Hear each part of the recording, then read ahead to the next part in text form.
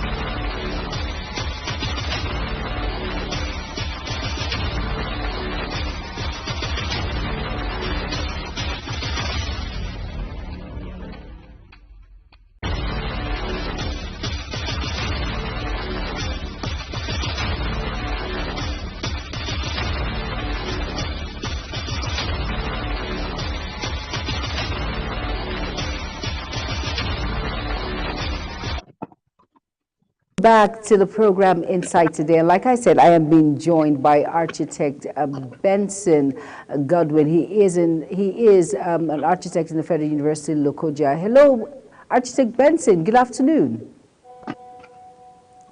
It's great to have you on the program. Thank you for joining in short notice.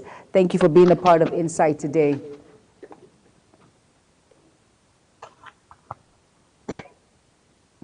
Hello? Architect Benson.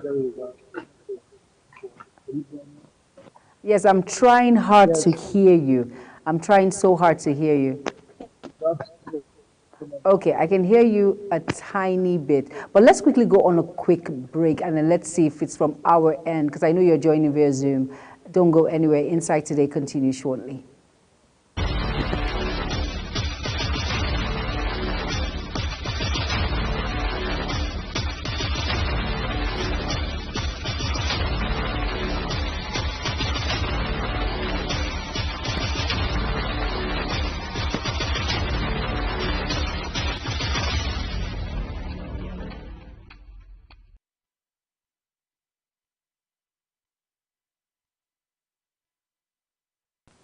All right, you're welcome back. Sorry for that short break in transmission there. And I'm being joined by Architect Benson Godwin.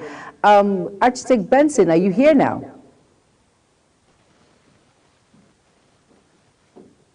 Hello, Architect Benson. Yes, I can hear you crystal. Now I can hear you crystal clear. but I cannot see you. I can only hear the audio, but I cannot see visuals with you right now. Oh, great. Now I can see you. How are you doing, Architect Benson?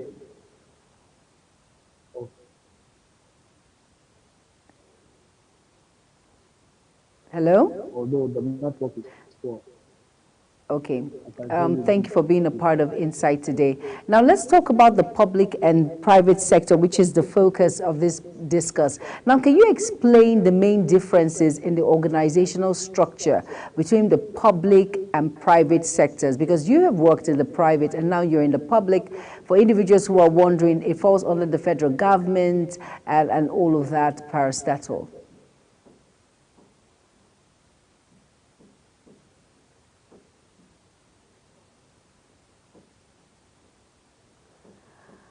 All right, Architect Benson, I think we have to quickly go on a quick break and try and figure out what the problem is when it comes to the signal. Don't go anywhere. Insight Today returns shortly.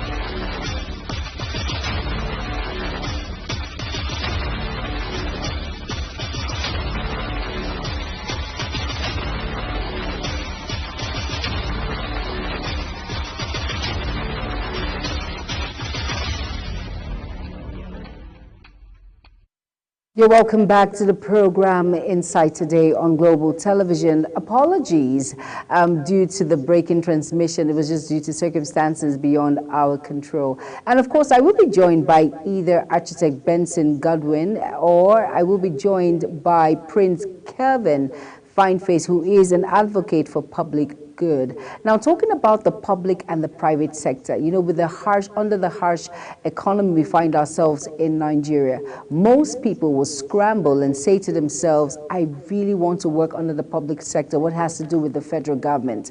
Well, at the beginning of the program, I actually outlined to us the advantages and disadvantages when it comes to the public sector. I said under the public sector, we have the job security. The public sector jobs often provide more stability and job security compared to the private sector. Of course, we cannot rule out benefits. The public sector employees usually receive better benefits such as health care, pensions, and other perks like traveling and all of that. Now, the service orientation is top-notch. When it comes to working in the public sector, it allows individuals to contribute directly to the development and well-being of the society. Now, like I said, now over to the private sector where we have higher salaries. Generally, the private sector offers higher salaries and opportunities for bonuses and incentives. Now, the innovations and growth. Now, private companies are often more innovative and dynamic, providing opportunities for career growth and skill development. Yes, allowing you to find yourself, to better yourself when it comes to skill, when it comes to development. Now, the flexibility around the private sector, you know, jobs can offer more flexibility in terms of work, hours, and conditions. So it depends on your work mode. You can decide for yourself the time to resume and the time for closing, the time to start work, the time not to start work. It just depends on you under the public sector because of the flexibility.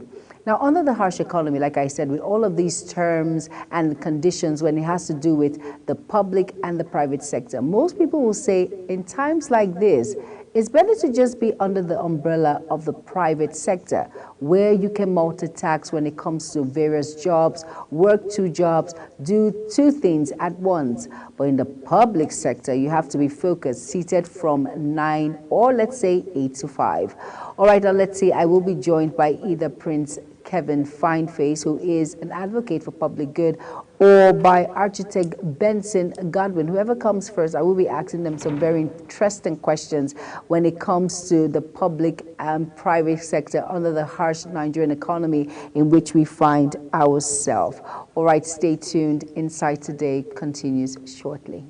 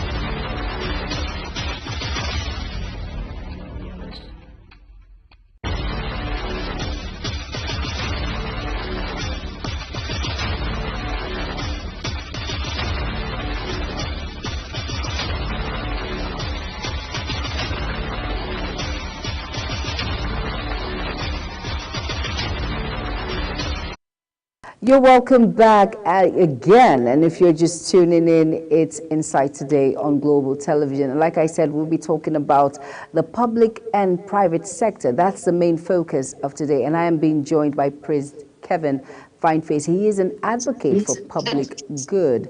Good afternoon, Prince. How are you doing today? Hi, good afternoon, Jimmy. How are you? It's I am my pleasure fine. Thank you coming for in. joining in on the program. How are you doing? How is everything? Beautiful. We can't complain. We just keep pushing, even All right. though it could have been better. Okay. As you know, we're all battling with the power situation in the country. So you can't put your optimum capacity relying so much on the government. All right. Now that's one of the it's part of the topic that we're looking at today. This economic, the harsh economy that we find ourselves here in Nigeria, and that's why we're trying to compare sectors when it comes to the public and private sector. Now, can you explain the main difference in the organization structure between public and private sectors? Simple terms. One is for profits, which is the private sector, and the other one is for the people, which is public. When you look at it in the context with which I just explained it now, you realize that the objective of the private sector is simply to drive service for profit, while the objective for the public sector is simply to drive, service delivery for common good, which is the citizens and all of that. So I wanted to as much as possible to define it in this context so that the layman who's watching can also understand what it simply means by having public and private sector running organizations. I don't know if that's settles with you, or you want me No, to take it further? no, just take it further a notch. Which is that your question simply asks, what is the difference, isn't it? Yeah. Okay, so the difference is simply that the public sector is driven by government officials, who we call the civil servants, and some other public officials that either by appointment or by elective positions. While the And private sorry, sector, Prince, and when you say the public servants, that's under the federal government for individuals who are listening federal, right now. states, and local governments, Okay. federal, state, and local governments. Okay. Those are the public servants. You call them the civil servants or the public servants if they have some form of appointment by the government. And so then you now have those who are also elected into that category of public servants. Because once you're elected, you're meant to serve the public. While the private sector is driven by professionals, mostly technocrats, who are basically qualified for the job. So in the public sector, you have people who are employed, especially in Nigeria, who are employed based on ethnic and religious sentiments, not because they merit the job. A lot of recruitment that is done in the public sector actually done based on quota system or this ethno-religious sentiments. While in the private sector, it is purely based on merit. Even though you have that similitude or some elements of ethnic religious sentiments, but majorly on merit. So there's a high level of professionalism that is required, and for where you find high level of professionalism, the incentive comes with the reward and the punishment, like the referee with the yellow card and the red cards on the Okay. field. While in the public sector, there's a whole lot of process you have to go through for that to take effect where there's a breach. And the public sector comes with a lot of bureaucracy for the purpose of, let me say, the red tapeism that is there. You find out that the public sector driven organizations are, riddled with a lot of inefficiency. You find poor service delivery. You find dilapidated structures. You find the question is, why do we have that mainly in the public sector? It's simple. Because of the bureaucracy that goes with getting approval, because it's a gamut of multiple people doing almost the same thing. So you need some level of approvals to get certain things done. So before they get to the approving authority, it's gone like 3, 4, 6 months. And by that time, whatever it was that was supposed to have that intervention, it's already been damaged. So what happens now? They now have to start afresh again. Either have to call for a fresh submission or to ask for a complete, makeover of whatever it was that they needed to take care of. So even when complaints are made, before it gets to the chief executive of that organization in the public sector, it's gone through so many processes that some person might even shut it down. Like, no, this thing can't go to this. You're basically exposing us. And that was why the government came up with the Savicom uh, policy to ensure that every government establishment, there is a service-driven department that can take in complaints and follow up with those complaints to put government officials in check. But it's not also effective because it's also been riddled with the bureaucracy of governance, that has been developed. But in the private sector, there's high level of efficiency because it's profit driven and it's time bound. Now, because it's profit driven and time bound, everybody that is employed understands that there's a baseline and there's a timeline of deliverables. And so But when you there's fail to flexibility deliver when it as comes to expected, Prince. There's also flexibility when it comes to the public sector. When you say time bound, there's a flexibility on the time to resume, time to close. There are no pressure when it comes to that, don't you think? no, when you say flexibility on the public sector, there's a whole lot of No, private. allowance Sorry, and private sector. yeah, the private sector, there's a flexibility. The flexibility is simply, that's what I said, there's a baseline and there's a timeline. The baseline is that you must come to work. There's a timeline for you to come to work. That you must report at 7:30 and 7:30. So if you're late, HRO gives you the necessary, based on your rules book, your employee rules book, right? And that's how it goes. But you don't find that efficiency, even though recently government has been trying to ensure that they try to manage that, inefficiency in governance that comes with the bureaucracy, that comes with the management. But with that, they've not been able to succeed. You also find what they call the ghost workers because of the bureaucracy. So the government tells you they have about 100,000 employees. Go do a forensic audit. You'll be shocked to see that they only have about 45 to 40,000 or 40 to 45 or 45,000 or about 50% of the workforce they claim to have. The rest are basically, people that have been added to the system to defraud the system by government officials. So even with technology that the government has introduced through the IPPS, integrated payment system, you still find that people have come to say, look, there are ghost workers. What do? They get their BVN and put their name in the system and start paying them. They earn salary that they don't even work for. Those are the things that result in the, in the, what I would call the inefficiencies of government. Okay. Now let's look at the goals and objectives of the public sector organization, how it differs from those in the private sector.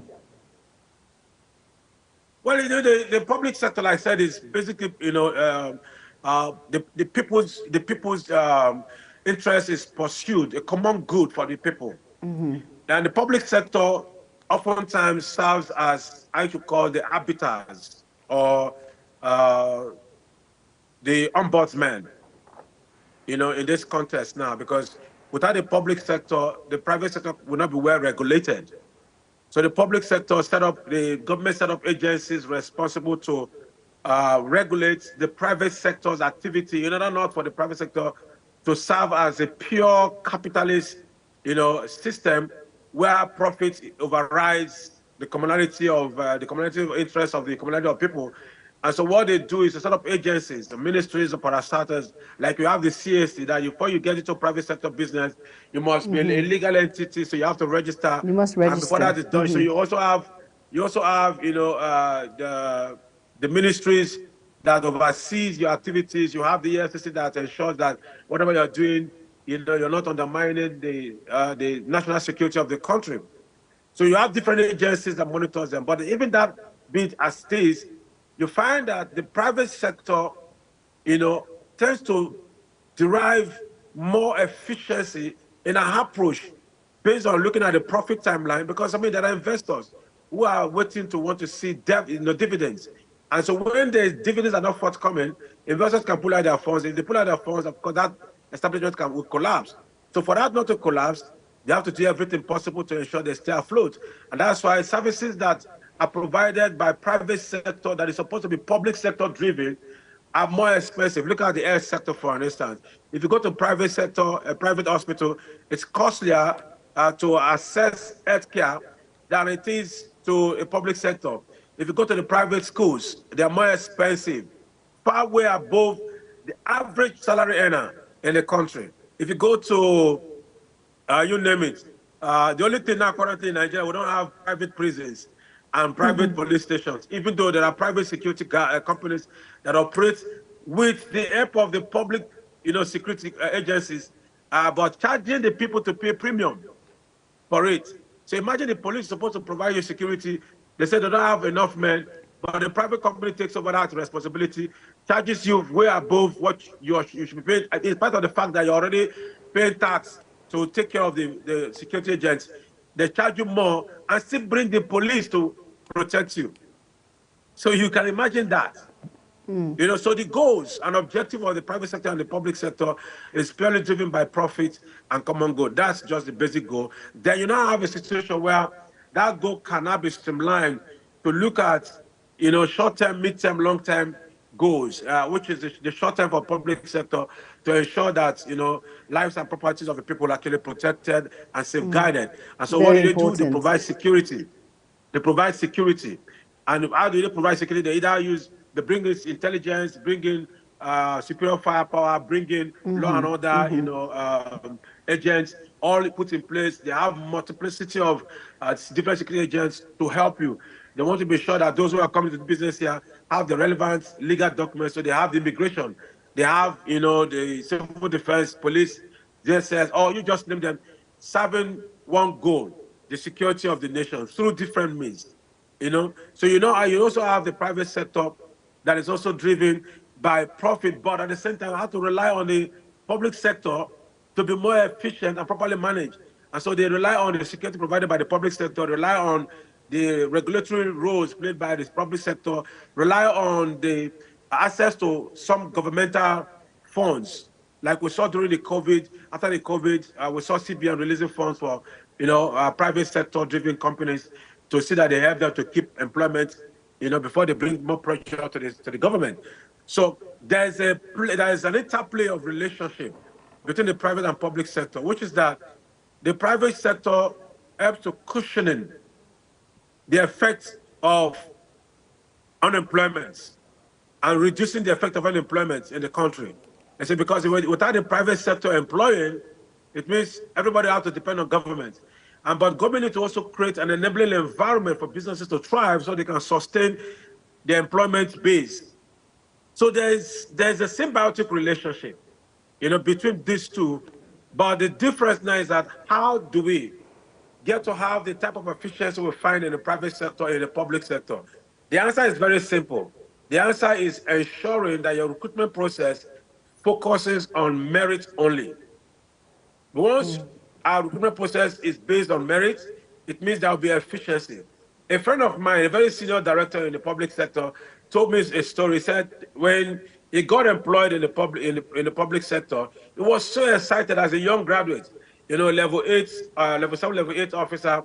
He was so excited. So when, you know, tasks were given to him and the task gets to his table, he finishes the task before the close of day. And one day, his superior called him and said, ask him this simple question. If you're finishing his work this early, if everybody finishes their work the way you're doing it, would you have gotten a job to do? And that was a stunning moment for efficiency to inefficiency. So he had to be like them before they sack him. So he also started delaying passing out files.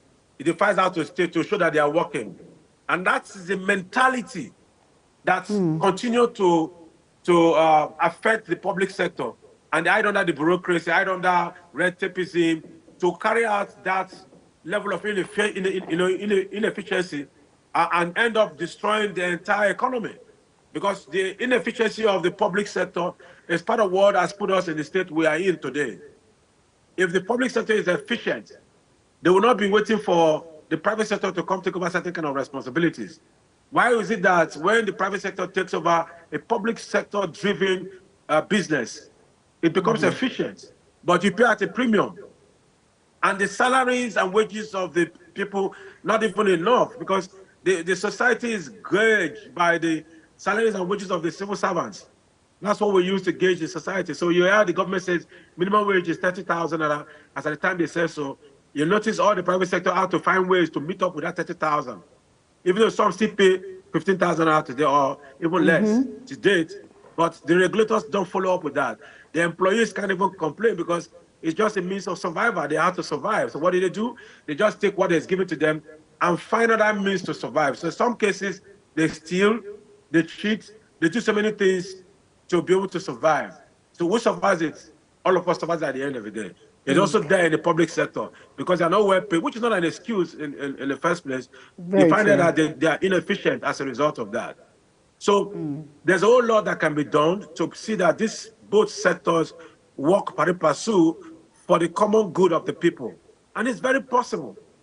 It is very possible for that to take place. Prince, you said a lot about management. You spoke about efficiency. Most times, most people in public sector do not earn that. Will I say they don't earn where they are, and they are just appointed due to who you know. That's what we find out in Nigeria. That's what plays out, godfatherism. When you have a godfather somewhere, and then he places you, and then you just do what you can in order to just get the salary. At the end of the day, you get paid, like you said. But I'm not going to ask you about the key differences in the management and decision making because you already threw light on it. Now, let's talk about the funding sources and financial management practices. How does it vary between the public and the private sector? How does what play? I think that the line I didn't get the last part. I said, how do funding sources and financial management practices vary between the public and private sectors? Oh, okay, yeah, that's simple. The private sector has to go to the public and sell their trust to the public, the general public, especially the investing public. And so, look, man, we need to do this thing. If you bring in your money, you're going to earn X, Y, Z days at the end of the year. Our dividends will be shared. You get, some benefit. And the investing public will look at it. If it is something that's viable for them, based on analysis, they look at the risk factors, they plunge in their resources to it and wait for the rainy day to come in to enjoy. Now, the public sector is different. The public sector sometimes go to the private sector to borrow money, but have the capacity to print their money. We heard just recently, the last administration, the Buhari-led administration, APC, had printed how much? 22 plus or more trillion ways and means, which means they were just basically printing money to take care of the government, and which has resulted to a level of inflation we have today. Because a lot of that money got into the hands of the public servants, the politicians, who didn't have any business having those kind of money or doing those kind of things. And what would they do? They went to the black market to start up mopping up the dollars. Now you have more naira pursuing the dollars, resulting to what? The increase in dollar rates. And when there's increase in dollar rates, what happens? The price of goods and services will go up because we are an importing nation. We hardly produce what we eat. We don't have much that we produce for ourselves to eat or produce for ourselves to wear. So most of our things are imported. Now, because they are imported, it depends on the dollar. And because there's scarcity of dollar, it goes up. So people who want to travel to buy things, who want to import, will have to buy from a secondary market, not from the primary market, because the CBN doesn't have to give. They buy from a secondary market or from a third market, and that is expensive. So if dollar is going for 1,300, they'll find a way to buy for 1,800. That automatically brings the price of goods and services high, because then they have to spread the payment on the goods and services as the production cost. By the time they take it to the market, then the goods is high. And when that goes up, let's say the driver who buys the vehicle or the owner of the vehicle increases his transport fare. What happens to the man who goes to the farm to bring his goods, his produce? He brings the produce because he pays higher price for fare. He increases the price of his produce. As he increases the price of the produce, the man who buys those produce to reproduce or to manufacture other things will also increase it. So there's a cascading effect, and there's also a ripple effect that goes on with this whole thing. So the funding for the private sector is mostly from the investing public, which is that they come back to the public. The public sector prints the money they need secretly and also goes out in quotes to borrow from the investing public or organizations, say there for IMF or the World Bank or the private banks that are in the country. They go up there to borrow some money. We saw recently that because of about 94 point something trillion debt or so that's being owed to the banks, it's difficult for the private sector to even access loans because of how much money government is taking from the banks. And government pay more money, it's more like it's more secured, not that they pay more, because the government bond is more secure than giving loan to somebody somewhere who is running a business. His business can collapse and it becomes bad debt. So the banks will rather give to the government because they know that government will pay them at the end of the day, even if it's 10 years or 20 years, or no matter the changes of government, they will pay them because it's a bond. If not, the international community will also ostracize them for getting access to public for loans and all of that. So it's just, in a layman's term, the simple way to explain it.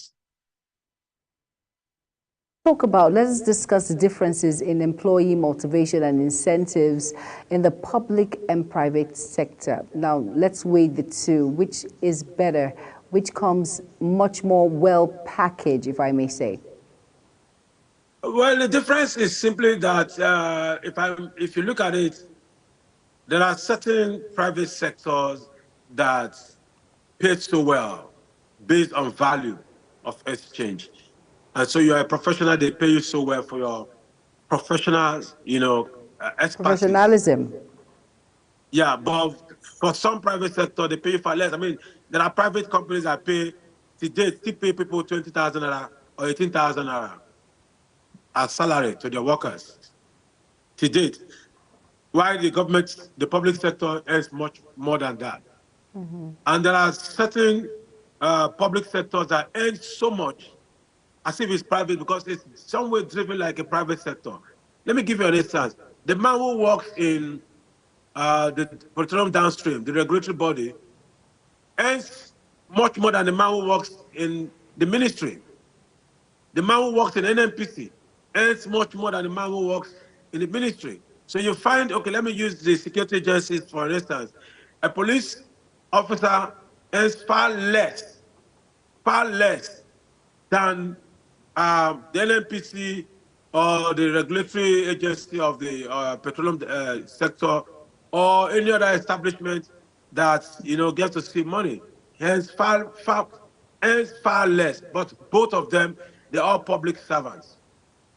The politician who falls under the same public servant earns way above all of them. Oh, wow. In millions, at the expense. So, and no private sector earning can match what some politicians earn, especially the senators who earn about 25 million naira, every month. Based if you calculate everything they collect, 22 to 25, and no private sector worker earns 25 except the oil companies who will give you who earn those who earn in dollars. If they do conversion, then maybe they get that kind of rate. Or those who work in some of the private organizations, international organizations, maybe we earn much money, but not up to the amount that these guys at the National Assembly earns. And so there's a lot of disparity. You can't necessarily pinpoint on the comparison, but it's very clear that the private sector earns much more. Majority of the private sector earns much more than the public sector, even though the public sector, some of them earn much more than the private sector. But in terms of volume and on average, we look at the private sector earning much more because they're efficiency driven and there's a timeline. So if your output matches your income, then you're retained. If your output does not match your income, then you're fired. It's that simple. Unlike the public service, your output matches your income or not, you're still there. Some people don't even go to work. They ask someone to sign it. They are even forced to sign in. Some work 2-3 places, as public servants. They just under different guises use their sons and their children's name as their BVN to be collecting the money. So I mean that's what it is. And that's what it is. And let's look at accountability and transparency. How does it differ between the public and private sector organizations? I know you spoke a lot when it comes to the public sector, the private sector, on how efficiency comes to play, how time management comes to play, and all of that. We've talked about the incentives, how it comes to play. Now, in all of this, let us look at accountability and the transparency aspect. How does it differ between these two sectors, that's the public and private? Oh yeah, the difference is like I don't want to advertise for the software company, but they said it's difference is 7 up kind of, which is difference is clear. Difference is clear. Which is that the public sector, because of the recruitment process, recruits people who are not qualified to occupy positions based on ethnic religious sentiments. Now, once recruitment is driven by ethnic religious sentiment, then it gives room for cronism. And where there is a nepotism, it gives room for nepotism, which gives room for cronism. When you find cronism, then corruption and embezzlement becomes the order of the day. So you cannot compare both when it comes to accountability and efficiency. The private sector, even though you still have elements of fraud and elements of nepotism or cronyism or corruption, it is not on a large scale as you find in the public sector. And so they can stand afloat with the honesty of doing their job. Why? Because they are being regulated also by the public sector. Now, the public sector goes to look out for those things that are necessary. Let's say, for instance, you have NAFDAC looking out for food and drinks that we consume to be sure those who manufacture these things meet up to standard, require standard, Exactly. and have the necessary things. So they do that to bring about the honesty of government. But even with that, some of their officers and men are still compromised by the private Very sector true. because of the interests of these public servants who wants to meet up with the Joneses in their lifestyle. And why do they want to meet up? Because the government, overall government, has failed to provide the basic infrastructure. No good public schools, no good public health, no good, infrastructure. So the public servant provides his light, his water, his the school for his children, and provide his health, and he provides even his own security. So he provides these 5 basic needs of man. So what will he do? He goes out there to carry out his job. He sees loophole where there's an infringement. He goes to negotiate so as to get a bit of what the government should ordinarily have as a fee for penalty, and put it in his pocket and goes back to take care of his needs, to provide those basic needs, and those 5 basic needs that confront him daily. And the private sector individual or company goes ahead with the business as they done it. It is why the fact that they've been caught and been warned, but because they know they can share profits, they oftentimes want to just go on to share the money with the criminals who come to act as government agents. So if you put it on a scale, yes, the private sector tend to be better when it comes to accountability and efficiency and honesty, but best of the same feather, they say flock together. There's a tendency for the private sector, based on their compromising position, to often be like the public sector people who are riddled with mass corruption, financial misappropriation, and embezzlement. We hear every now and then in the news where billions, not being accounted for. I mean, you just heard recently what has transpired. There was a director that was one time given, was it 1 year imprisonment or a fine of 2 million or 200,000. He just paid the fine. Okay, for if 21 billion crime, where he has refunded about 3 to 4 billion naira. All he needed to do was what all was given to him was a slap on his wrist, and he walked away, a free man.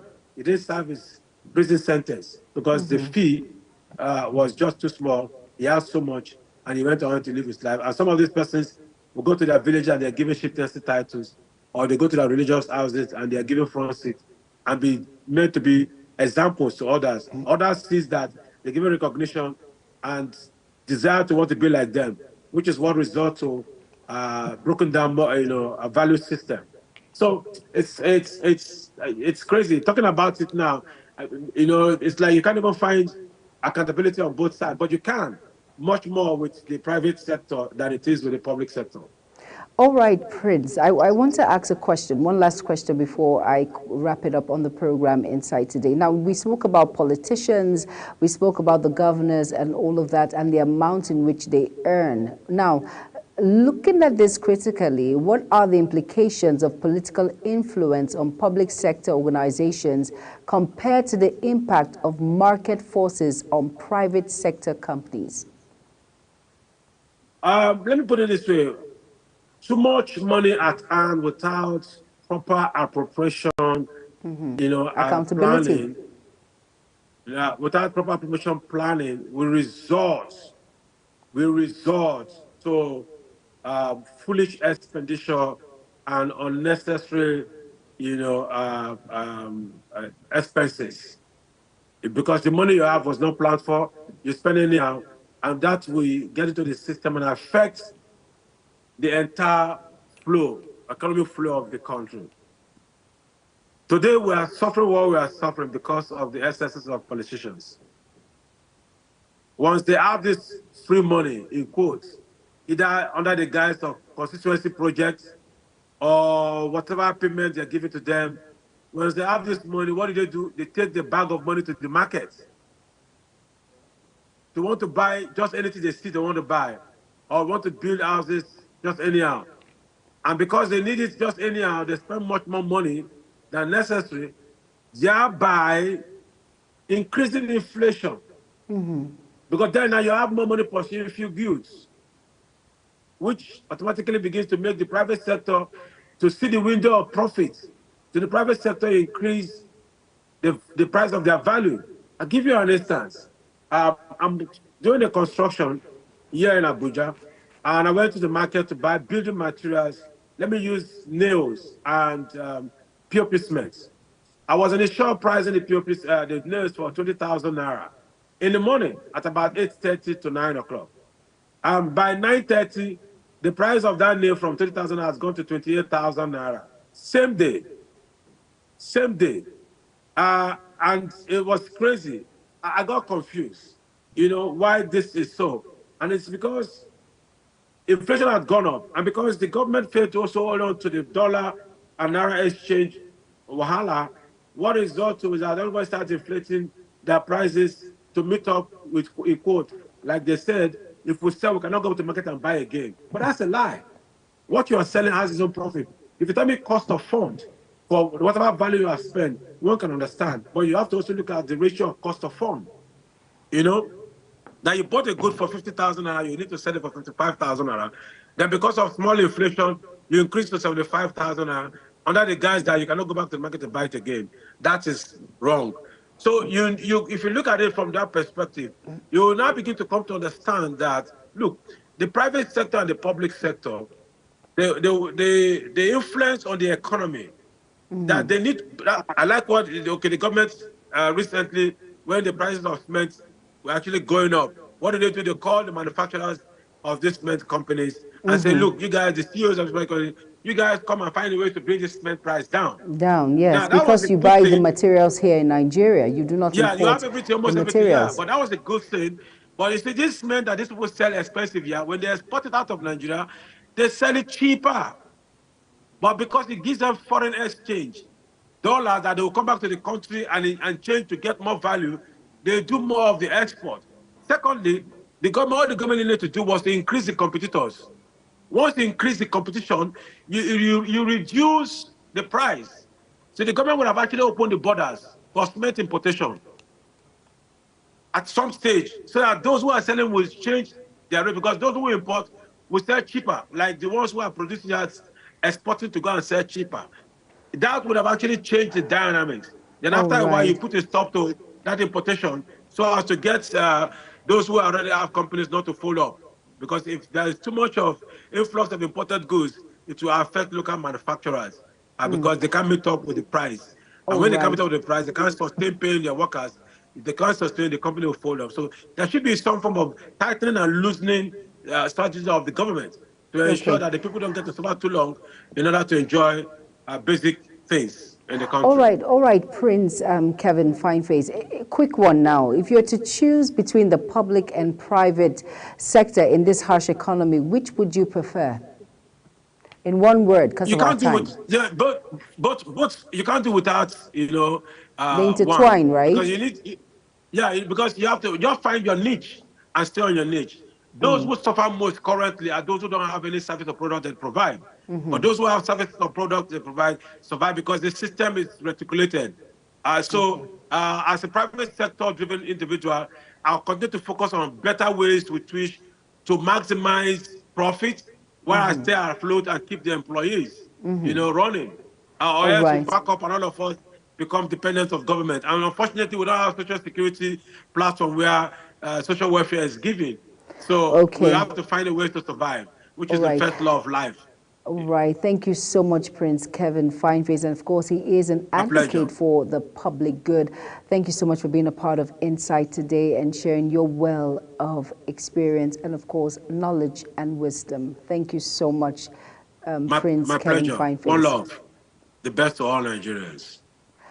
Now, in the current harsh economy in Nigeria, the private sector might be more preferable for some individuals due to the potential of higher salaries and opportunities for growth. However, the public sector can provide stability and benefits that are valuable during uncertain economic times. It is ultimately depends on individual preferences. Yeah, it depends on which you vote for. Like Prince Kevin Fineface says, they intertwine, they work hand in hand. So your preference might just be what you need or your goal when it comes to career goals and personal circumstances. And that's it on Insight today. Hope you were well informed when it comes to the knowledge of the both public and private sector. Yes, they do intertwine. It depends on how you make the best of the opportunity you have at hand. I am Jumai Manson. Thank you all so much for being here. Bye-bye.